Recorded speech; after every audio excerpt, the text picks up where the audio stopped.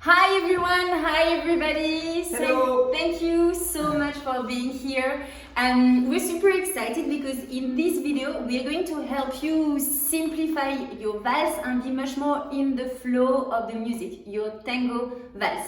We are going to look at the 3 biggest mistakes we see so many tango dancers do when they are on the dance floor dancing the vals tanda, the vals songs. Yes, it's important to understand that when we dance vals, it's another rhythm of the tango music, so the way that we are going to dance is different, and not all the tango steps are going to really be suitable for this rhythm. Yes, so that's why we want to show you this mistake because it's important, to be expressive and to express the music, in a different way. Yes, that's why we have 3 rhythms in tango, because we express them in different ways. So before we get started, we just want to let us know who you are and properly welcome you. We are Pablo and Anne from Tango Space. Our job is to help tango dancers from all over the world feel more confident, more creative, more musical and more playful when they are dancing tango. So, and vals and milonga. We're going to go deep into the lesson today, but before we do so, we wanted to invite you. We're super excited because we have a free live masterclass coming up this weekend, and we want to personally invite you to join us. Yeah, so we are very excited because we have a lot of content to share with you this weekend. Even if you are, in your early stage of your tango journey, we really recommend you, from the beginning to start dancing the 3 rhythms of the tango music. So the masterclass is called How to Feel Confident Dancing Vals and Milonga, and it's really our goal here. We are going to share 4 little known secrets that are going to help any tango dancer, as Pablo said, whether you are an advanced dancer or a beginner, feel more confident, more at ease, more with the music when dancing the vals and the milonga rhythm. So if you want to keep your tango journey alive, if you want to still feel that you are part of the tango community, if you want to practice from home on your own individually so that you are ready when we all start dancing again, make sure you join us. We are going to put the link in the description box in the comments. So sign up, join us, and prepare your questions. We're going to do a Q&A at the end. Okay, listen now. So the 3 biggest mistakes tango dancers do when dancing vals. Mistake number 1, doing sharp movements like the rebote, so like the rebound. Yes, there are moments like the rebound, like the ocho cortado, these kind of things that really doesn't really go with the vals music. Yes, vals music is very fluid, it's very soft, very relaxed. You want to stay in the flow. You don't want to cut the energy. Yes? When you are doing rebounds, you are cutting that energy of flowing. Yes. So everything is more circular. So we don't want to do this kind of rebounds. Yes, this. We see many times that as a default, dancers does rebound. Yes. That is not what we want to do when we dance vals. Another reason why you don't want to do it, especially if you're a leader, is that your follower is going to approach the vals in a very relaxed way. She's going to have a relaxed embrace, she's going to be trying to flow with the music. If you do rebounds, she needs an embrace that is a bit different. She needs you to be a little bit more compact, she needs you to be a little bit more tighter. If you do it with a relaxed embrace, she's going to feel uncomfortable. So these movements, they work for milonga, for example, or for sharp tangos, but you want to put them out of your vals vocabulary. You're going to feel more at ease, and she is going to feel more at ease as well. Yes, the idea is to find other ways to change direction and not using the rebound, the cutting to change direction in vals. Yes, so biggest mistake number 1, using sharp movements in the tango vals. Biggest mistake number 2 is the opposite in a way, and to do only circular movements in the vals. Yes, we are going to do much more circular movements like ochos, giros, contra giros, yes, giros with lapices. So this is the moment to really start using all the possibilities in the giro. Yeah? So before we move forward, let's just show a few lapices, giros, circular movements. We're speaking about this.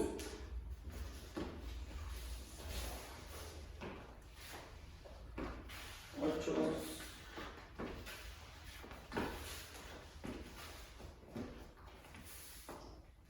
So these movements, they work really well for vals. However, we have a word of caution for you, which is that sometimes, often, once dancers understand that they work well, they use them over and over and over again.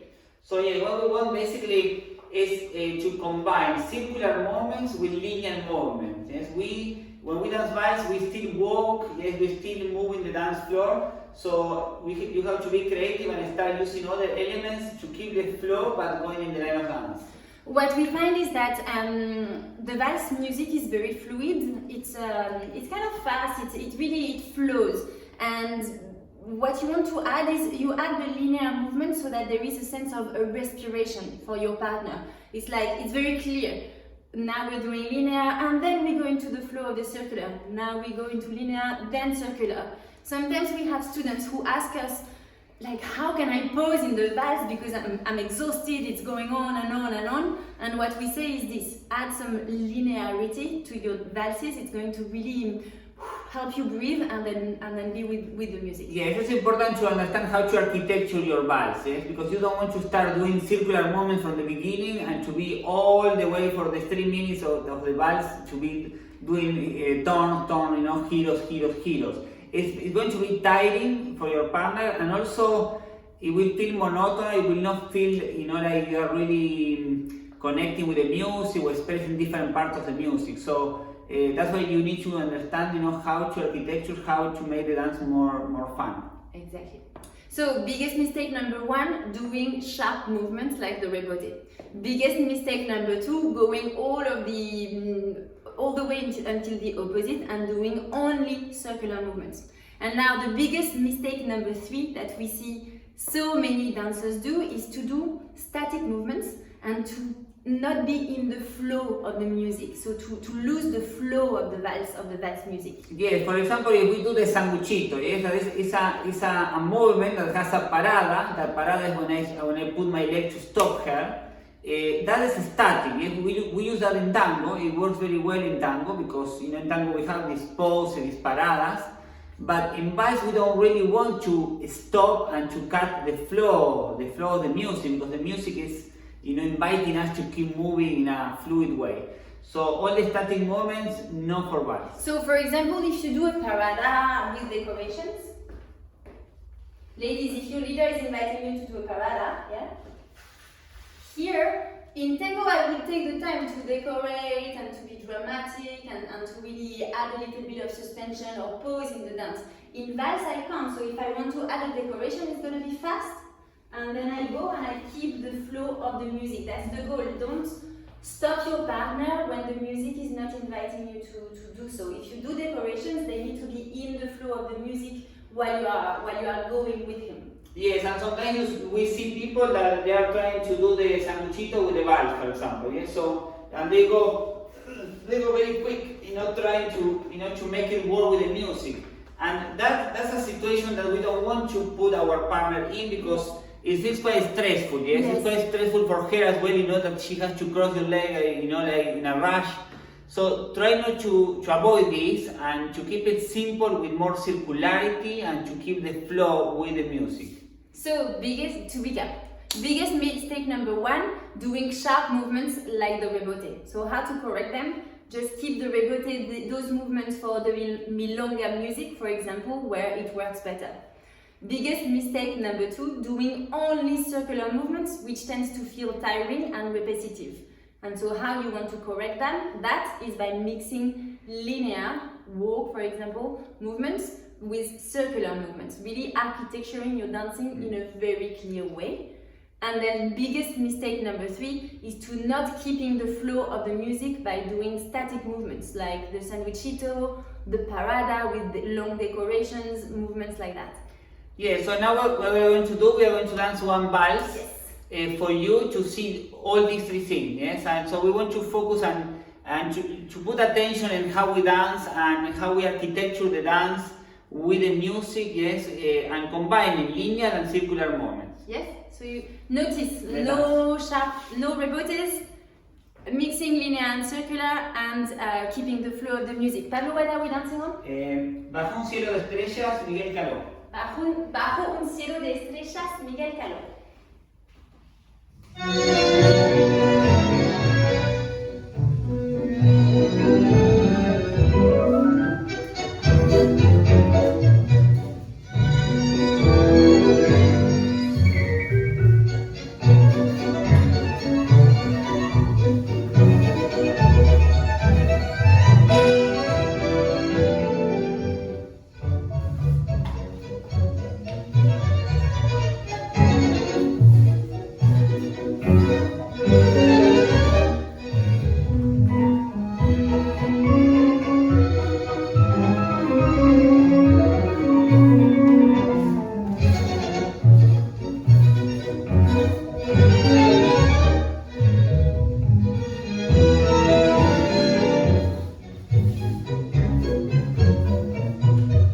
Mucho tiempo después de alejarme, vuelvo al barrio que un día dejé, con el ansia de ver por su calle mis viejos amigos, el viejo café.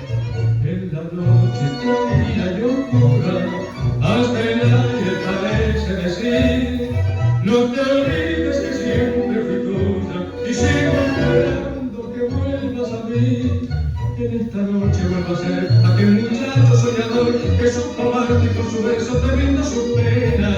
Hay una voz que me dice al oído: yo sé que has venido por ella, por ella. Llámame, qué triste es a la vez la soledad del arrabal, con sus casitas y los árboles que pintan sombra. Sentir que todo la nombra, que ganas enormes me da de llorar.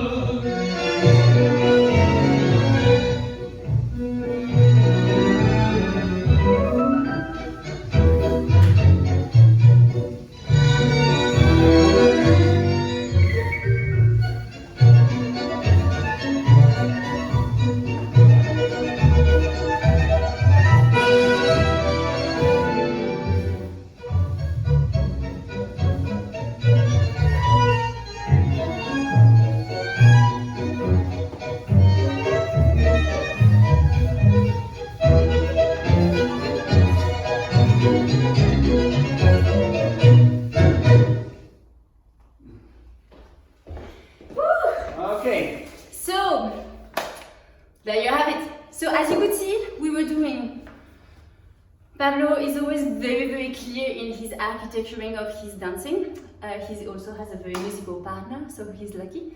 Yes. So as you could see, it's very clear when we are dancing that we are dancing on musical phrases, and sometimes we're going to do more linear movements on the musical phrase. Sometimes we're going to do circular movements on the musical phrase, and then you finish at the end of a phrase. So yes, it's important to keep in mind this idea that when the music change, we have to change. Yes? So the music in the structure of the tango, the vals music has different parts. Yes? So when finish one part, start a new part, maybe with a singer, maybe rhythmic, maybe with a violin or something. So when the music change, we have to change, and we are going to combine linear and circular movements. So if you want to go deeper with us on the vals and also on the Milonga rhythm, we are super excited about the upcoming masterclass that is coming this weekend. We would love for you to join us. So to recap, we are going to look into how tango dancers can feel confident dancing vals and Milonga. And we are going to share with you 4 secrets that very few dancers know about on how to really make vals and milonga simpler. Really, you can go on the dance floor and you're like, I know what I have to do. This is not the same, vals is not the same rhythm as tango, is not the same rhythm as milonga, and I need to adapt my dancing for each of them. The great news is that vals and milonga are actually simpler than tango, so we're going to have a lot of fun easily. Yes, please remember, even if you're in the beginning of your tango journey, it's a good way to start listening to the 3 rhythms of the tango music and to understand the differences. So if you're in lockdown now and you're like, I want to keep my tango journey alive and I want to connect with my body and I want to feel that I am still a dancer, this is the perfect opportunity for you. Join us. We are really excited about sharing secrets with you, and at the end we have a Q&A, so we'll answer any question you might have as well. So yeah, we put the link here in the description box and in the comments so that it's easy for you to join us. Choose your date. The times offered are in your time zone. Yes, so, and we look forward to seeing you this weekend. Yes, bye. Bye. See you soon. See you soon.